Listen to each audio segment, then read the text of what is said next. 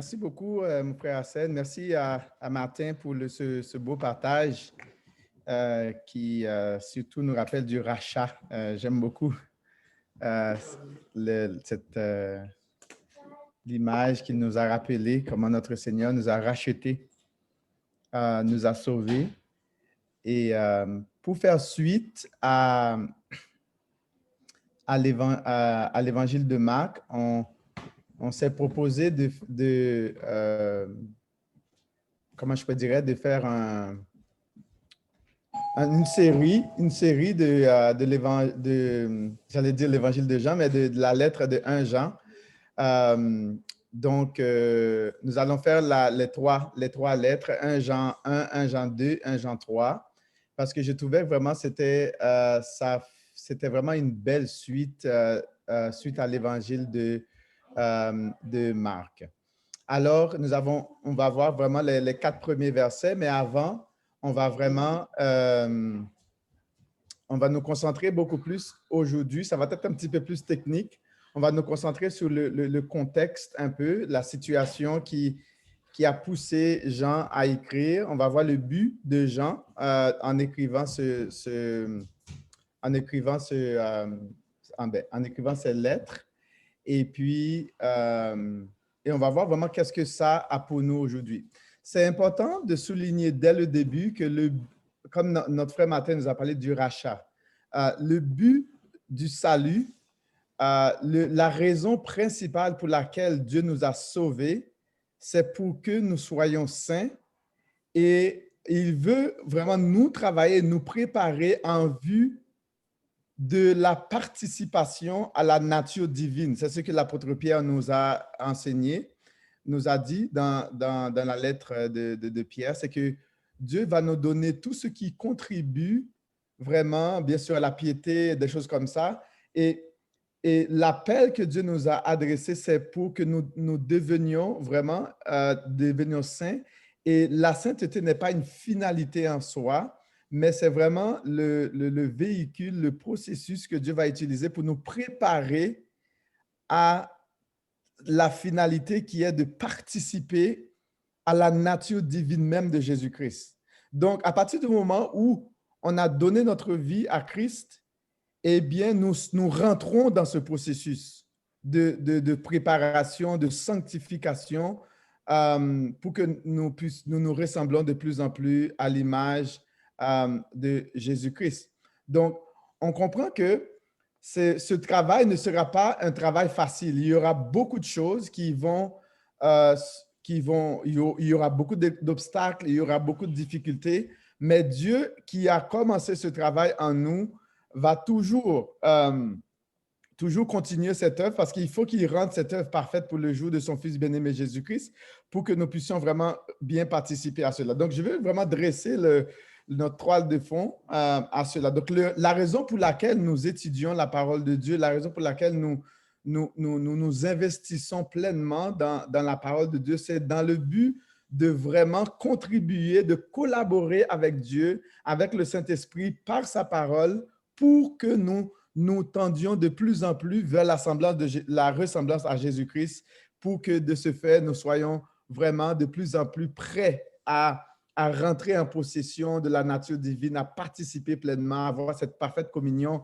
avec Dieu et aussi les uns avec les autres. Donc, contexte rapide de Jean, c'est que c'est important que nous saisissions que ce que de connaître un peu Jean, hein? Connaître l'auteur qui a écrit. Premièrement, on comprend que Jean, c'est l'un des disciples que Jésus aimait. Jésus aimait beaucoup Jean. Jean était l'un des 3 meilleurs amis de Jésus. Il était particulièrement aimé de Jésus, au point même d'appuyer sa tête sur Jésus. Donc, Jésus l'aimait vraiment et Jean aimait également Jésus.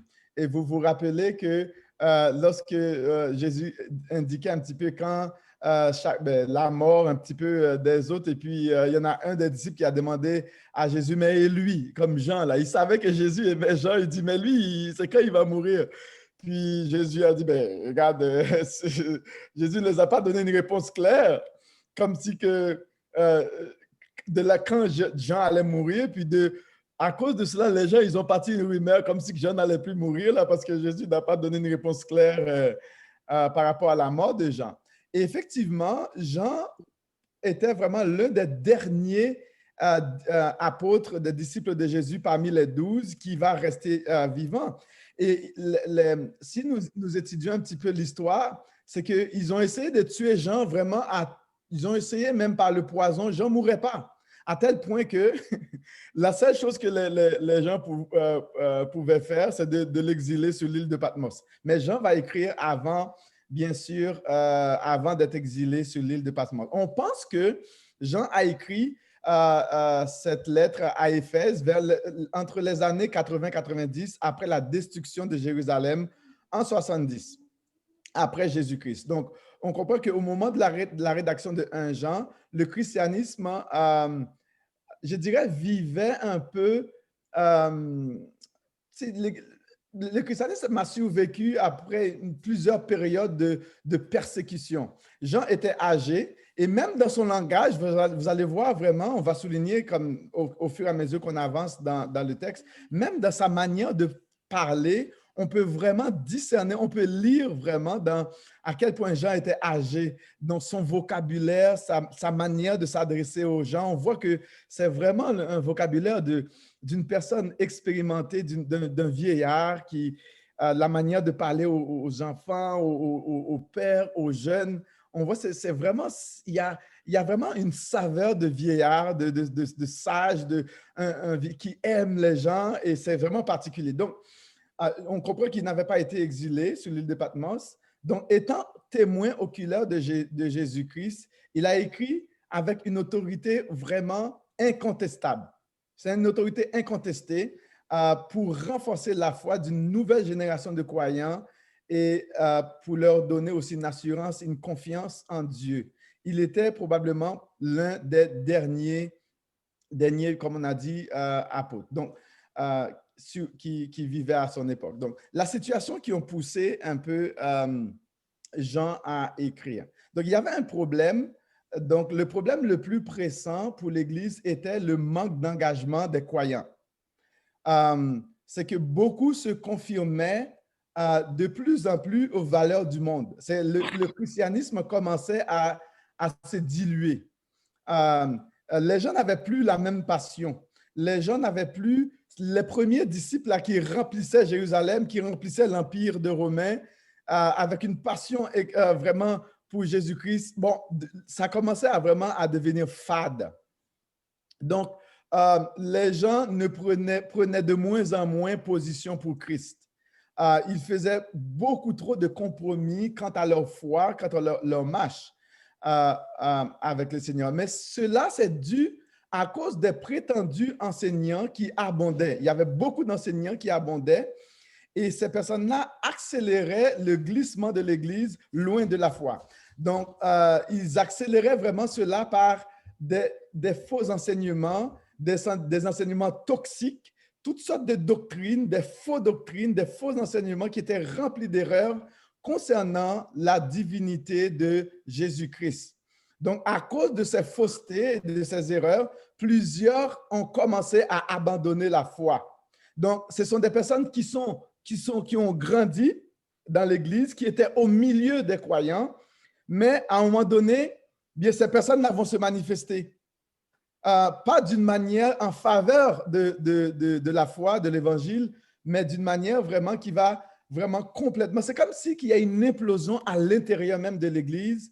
Il y a des problèmes à l'intérieur des églises. C'est comme des personnes que, à l'époque, Jean croyait qui étaient vraiment des frères, des vrais frères dans la foi, bien, au fond, ça va être des théoristes, on appelle des théoristes spirituels qui vont vraiment, c'était des bombes à retardement à l'intérieur même de l'Église qui vont causer beaucoup de tort au progrès de l'Évangile. Donc, les erreurs prenaient une forme de gnosticisme, la gnose, c'est-à-dire, ou docétisme, qui croyaient que Christ n'était qu'une apparition de Dieu, son humanité n'était pas une réalité. Donc, ces gens-là, pour eux, c'était pas une réalité.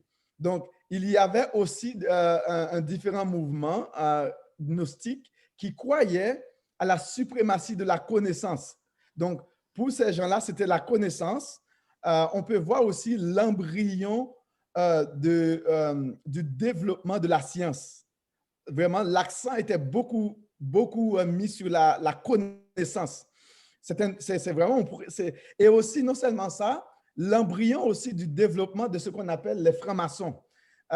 Les francs-maçons, ce sont des personnes, ils vont commencer au début avec la Bible, avec la parole de Dieu, mais après ça, ils vont atteindre des degrés très poussés au niveau de l'occultisme.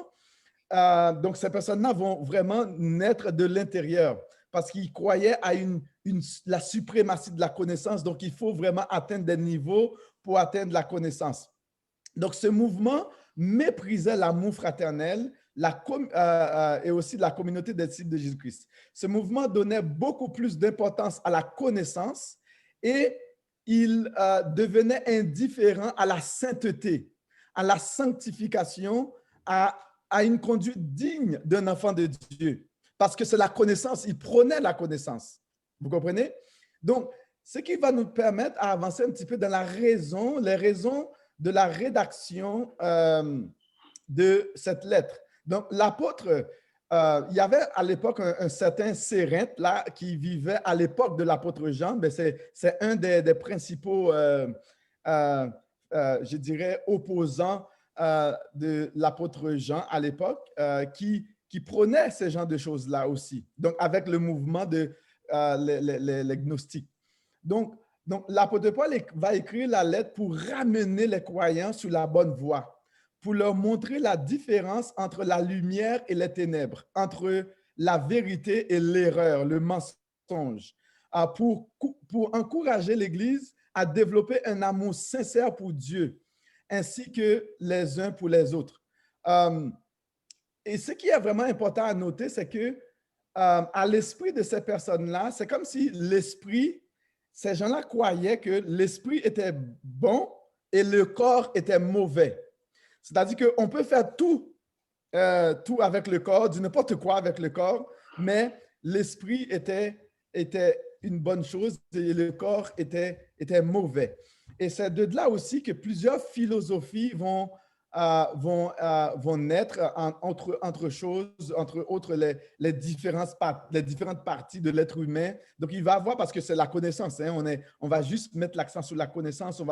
Je dirais c'est vraiment l'âge où la science, tout l'aspect intellectuel, connaissance vont prendre leur naissance et Jean vraiment va essayer de présenter la vérité. Donc, il a écrit pour vraiment pour assurer aux vrais croyants qu'ils possèdent la vie éternelle et pour les aider à reconnaître l'authenticité de leur foi, de telle sorte qu'ils puissent jouir de tous les bienfaits réservés aux enfants de Dieu.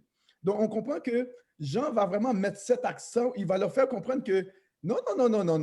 Regarde, la connaissance là, on n'a pas besoin d'une connaissance supérieure, on n'a pas besoin d'une autre forme de connaissance. La connaissance de Jésus est tout ce qui était nécessaire. On n'a pas besoin d'une autre pseudo-connaissance, une autre connaissance. Jésus était suffisant. Donc, le but de Jean, quels sont les buts de l'auteur? Eh bien, c'est approfondir la joie des disciples de Jésus, les inciter à l'amour, les rassurer en leur rappelant ce qu'ils savaient et ce qu'ils possédaient déjà. Donc, on n'avait pas besoin d'une autre connaissance comme si ils vont nous enseigner d'autres choses. Il veut les avertir et les fortifier face aux faux enseignants, aux faux docteurs, aux faux croyants. Et aussi, il voulait leur démontrer que la connaissance est accordée à tous les croyants. Donc, c'est pour cela que vous allez voir, Jean va souvent utiliser l'expression « nous savons » et « je vous écris ». Donc, il va répéter ces choses-là. Nous savons, nous connaissons, nous avons connu. Vraiment, vous allez voir ces répétitions. Il va y avoir une répétition dans ces lettres-là pour vraiment rassurer les croyants de l'époque la connaissance, vraiment que cette connaissance a déjà été accordée. Et cette connaissance n'est pas nécessairement accordée aux initiés comme prétendaient certains mouvements agnostiques, pas agnostiques, mais les gnostiques. Donc, c'est ça aussi qui va, après, on va voir les agnostiques, c'est-à-dire nous ne pouvons pas connaître. Donc, ils vont rejeter vraiment toutes sortes de formes de connaissances concernant Dieu. Ils vont dire, regarde, nous ne pouvons pas connaître.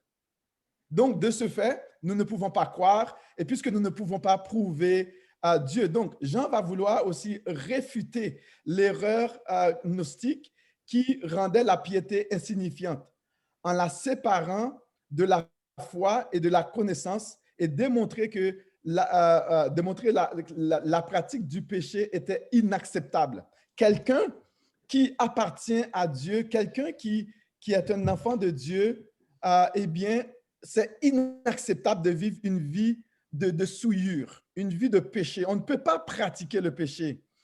L'enfant de Dieu ne peut pas pratiquer le mal.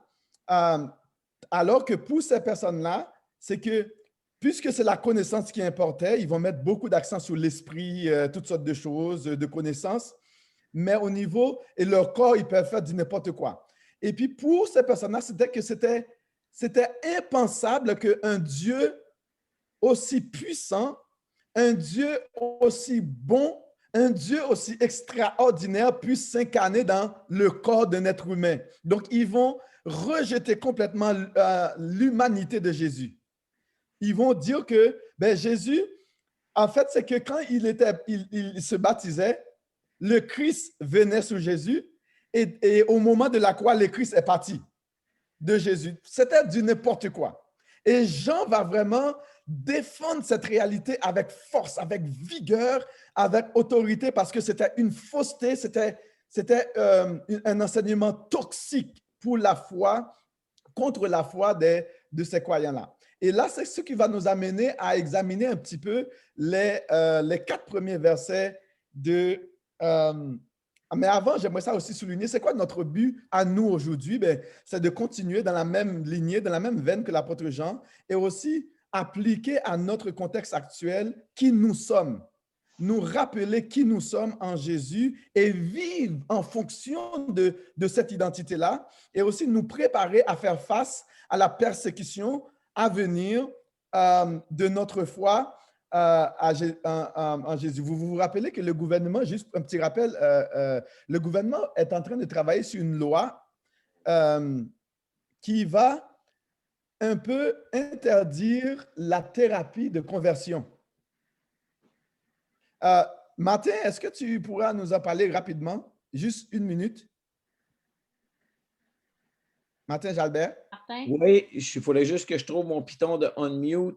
Je ne suis pas le plus grand des experts, mais je sais que le Réseau évangélique du Québec fait même une conférence pour en parler demain. Mais c'est, par exemple, quelqu'un qui se bat avec l'homosexualité, puis si un pasteur veut travailler avec pour l'aider à combattre cela, ça va être criminel. Et est-ce que ça va avoir, s'ils font une loi comme ça, je pense qu'il y a des dangers pour que ça ait même des répercussions face à la conversion totale à Jésus-Christ, par exemple. Donc, c'est une loi qui est très, très dangereuse, qui semble être en train de vouloir se passer, mais je ne suis pas au courant de tous les détails, donc prenez pas tout ce que je vous dis pour du cash. Non, c'est correct. Merci. C'était juste ça que je voulais que tu mentionnes. C'est super, Martin, j'apprécie beaucoup. Donc, on comprend que c'est vraiment important de comprendre que ça ne va pas, parce que dès qu'on commence une loi, eh bien, il y aura toujours des extensions. Parce qu'il faut toujours commencer à quelque chose embryonnaire et après cela, il va y avoir d'autres choses qui vont venir. Donc, il faut aussi nous préparer à faire face à cela.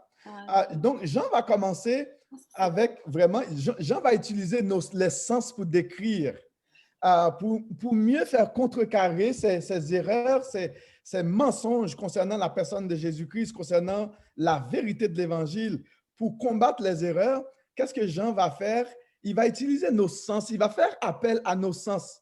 Le verset premier, il va nous dire ce qui était dès le commencement, ce que nous avons entendu, ce que nous avons vu de nos yeux, ce que nous avons contemplé, ce que nos mains ont touché concernant la vie éternelle. Alors que ces gens-là vont aller dans les nuages de la connaissance, Jean, lui, il va présenter des choses concrètes, des choses réelles, de la vraie vie avec Jésus-Christ. Il a expérimenté Jésus. Donc, on comprend qu'il dit ce que Jean va nous présenter vraiment. Il nous dit que ce qui était là depuis le commencement du monde. Donc, il va aller très en arrière là pour montrer que, regarde, Jésus, là, ce n'est pas comme une philosophie qui vient de naître. Ce n'est pas une nouvelle philosophie, mais non, il va présenter que Jésus, là, était avant. Rappelons-nous aussi dans Jean, l'évangile de Jean, comment il va commencer. Au commencement était la parole était avec Dieu, la parole était au commencement auprès de Dieu, et rien de ce qui a été fait n'a été fait sans elle. En elle était la vie. Donc, Jean va revenir avec cela pour montrer que, pour prouver l'éternité de Jésus. Donc, il va dire ce qui était dès le commencement. Et ce qui était dès le commencement ne reste pas juste dans le nuage. Il va dire, nous l'avons entendu. Ce n'était pas juste dans les nuages, là, les gnoses là, qui vont essayer de nous parler des choses d'esprit dans les nuages. Jean va dire, nous l'avons vu de nos yeux. Comme il parle des choses comme les yeux, là. Nous l'avons vu de nos yeux. Il va dire, nos mains, là, nos mains l'ont touché. Nous l'avons contemplé faire des choses extraordinaires. On n'est pas dans les nuages. Il l'a vu de ses yeux. Il l'a contemplé de son intelligence, de ses sentiments, de ses émotions, de ses goûts. Il l'a touché de ses mains, au point même qu'il a mis sa tête sur son épaule. Donc, il s'agit de la vraie vie, de la parole de vie, de vérité. Et cette vie était là de toute éternité, avant le commencement du monde. Cette vie n'était pas la vie, on ne parle pas de la vie bios, d'accord? C'est-à-dire la vie physique actuelle. La vie bios, c'est tout ce qui englobe l'aspect physique, l'aspect biologique que nous vivons actuellement de nos jours. Donc, on comprend qu'il va nous dire que cette vie ce n'est pas une vie bios, ce n'est pas une hypothèse, ce n'est pas une idée, ce n'est pas une supposition, ce n'est pas une opinion philosophique non fondée. Ce n'est pas un ressentiment comme émotionnel, sentimental, où je sens cette vie. Jean nous dit non, non, non, non, ce n'est pas un sentiment. Ce n'est pas un préconçu, ce n'est pas une illusion. Cette vie n'est pas une imagination intellectuelle, psychologique, émotionnelle ou magique. Il s'agit de la vraie vie que Dieu a toujours voulu pour sa création, pour ses enfants. Il s'agit de la zoé en grec, c'est-à-dire la vie métaphysique, la vie qui n'a pas de discontinuité. C'est-à-dire que de la vie qui commence maintenant et qui ne se termine jamais. Jean parle de la vie éternelle, qui n'a ni commencement ni fin. Il s'agit de la parole qui est Dieu et qui était avec Dieu et duquel toute chose est venue à l'existence. Il s'agit de la vie qui a engendré la vie. Il s'agit de Jésus-Christ. Et Jean va nous dire qu'il l'a expérimenté. Jean a expérimenté cette vie. Il a lui-même entendu de ses oreilles.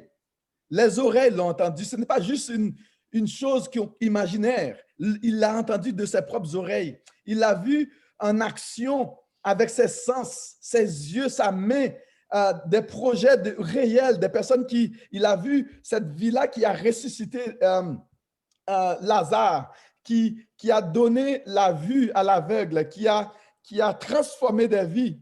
Il l'a contemplé de son intelligence, de ses émotions, de ses goûts, de ses ambitions. Il l'a touché. Jean veut nous faire sentir, vivre cette vie. Il nous présente cette vie. Alors que les autres la parlaient des choses imaginaires, mais Jean nous dit, non, non, non, non, non, ce que nous vous présentons, c'est réel. Et il va dire aussi que cette vie a été matérialisée, concrétisée et manifestée de manière tangible. C'est vraiment extraordinaire. Ce n'est pas une vie qui est juste dans les airs là. C'est une vie qui a été manifestée, concrétisée. Donc, il va nous dire, verset 2, qui dit « Car la vie a été manifestée et nous l'avons vue. Et nous lui rendons témoignage. Et nous vous l'annonçons, la vie éternelle. » Le nombre de fois qu'il y a la vie, c'est fou. Qui était auprès du Père et qui nous a été manifesté. Et Jean va nous donner l'origine de cette vie qui était auprès du Père, qui était avant la fondation du monde, qui était avec Dieu. Et aujourd'hui, et dans leur temps que cette vie a été manifestée et nous l'avons contemplée, nous avons expérimenté. Pourquoi la vie, la vie a-t-elle été manifestée? Eh bien, Jean va nous dire c'est pour une parfaite communion avec Dieu et aussi avec Christ. Le but de la manifestation de cette vie, c'est pour une communion. Quand on parle de communion, on parle d'une relation, une intimité. On parle d'une réconciliation avec Dieu. On parle d'une brisure, d'un pont qui a été brisé, mais maintenant qui a été rétabli. Il dit que ce que nous avons entendu, nous vous l'annonçons à vous aussi, afin que vous aussi, vous soyez en communion avec nous. Or, notre communion est avec le Père et avec son Fils. Donc, le but de cette nouvelle vie, de cette nouvelle identité, comme nous avons souligné dès le début, c'était en vue non seulement d'être en relation, en connexion avec Dieu, d'être sur le bon réseau Wi-Fi, comme on dit là, vraiment de nous aligner à la personne même, à la divinité même de Jésus-Christ. Or, c'est ce que nous allons, je dirais, expérimenter. C'est dans le but d'expérimenter cela. Vous savez, quand on est dans communion avec quelqu'un, on s'assoit avec la personne, on rit avec la personne, on vit avec la personne, on est dans les sphères, dans les bulles de la personne. Et c'est pour cela que toute personne qui accepte Christ, qui a donné sa vie à Jésus, eh bien, on vit cette communion, cette association, le koinonia, avec Dieu, et on est avec Dieu. Et tout se fait en présence de Dieu, par le Saint-Esprit, en connexion avec Jésus-Christ, dans le but de devenir un jour semblable à Jésus. Et toutes les autres personnes qui vont avoir cette espérance vont vivre aussi dans cette perspective. Et Jean nous a dit que nous l'avons, c'est ce que nous avons vécu nous. Parce que lui-même, il était un témoin oculaire de Christ. Et ces personnes-là qui venaient raconter du n'importe quoi, qui trompaient les gens, il est en train de leur dire, vous ne savez pas de quoi vous parlez, les gars. Parce que nous l'avons expérimenté. Donc, il va dire, non seulement il va utiliser le je, le nous, il va utiliser le vous, il va inclure vraiment, et ces personnes-là, il va leur donner le but de cela.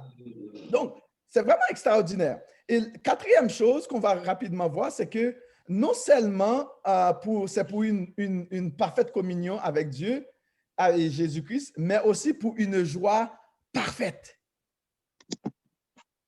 Donc, c'est pour une joie parfaite. Ce qu'il a dit, verset 4, « Et nous écrivons ces choses afin que notre joie soit parfaite. »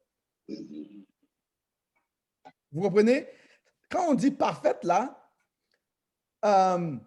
on avait vu dans la fin de Marc, Tetelestai, c'est-à-dire que tout est accompli.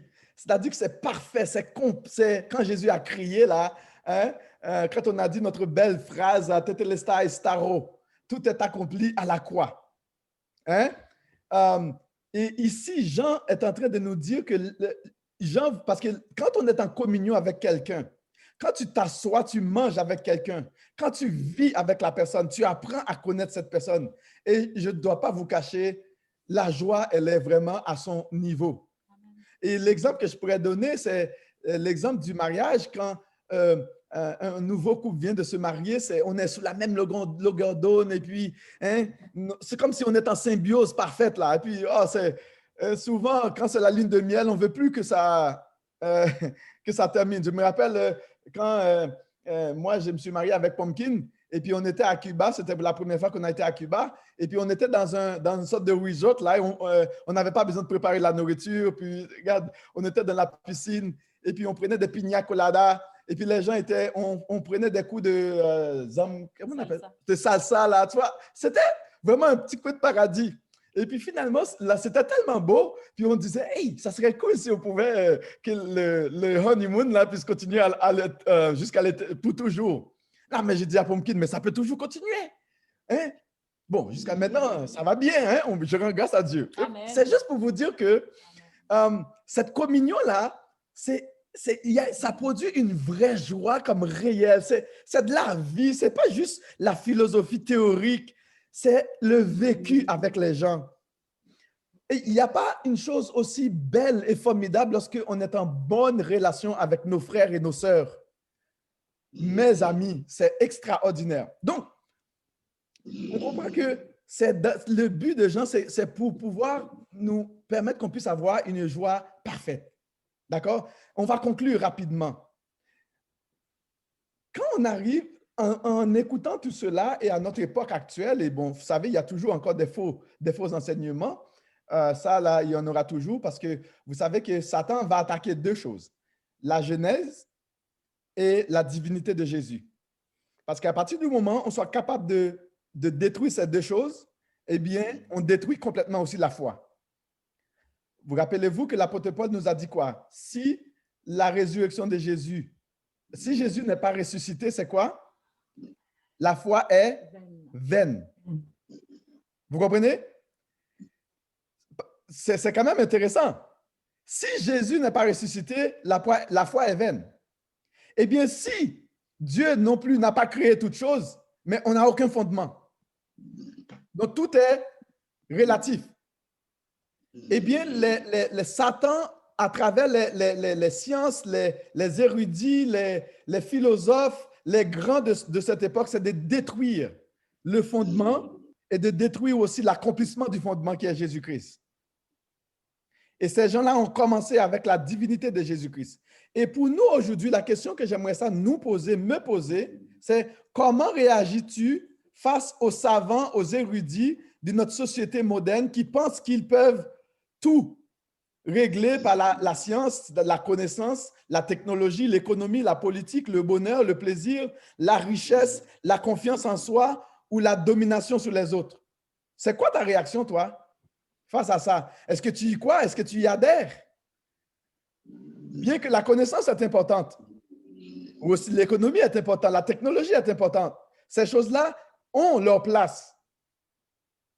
Mais quand il s'agit de ton éternité, quand il s'agit de ta foi, de ta marche avec le Seigneur, comment réagis-tu face à ça? Quand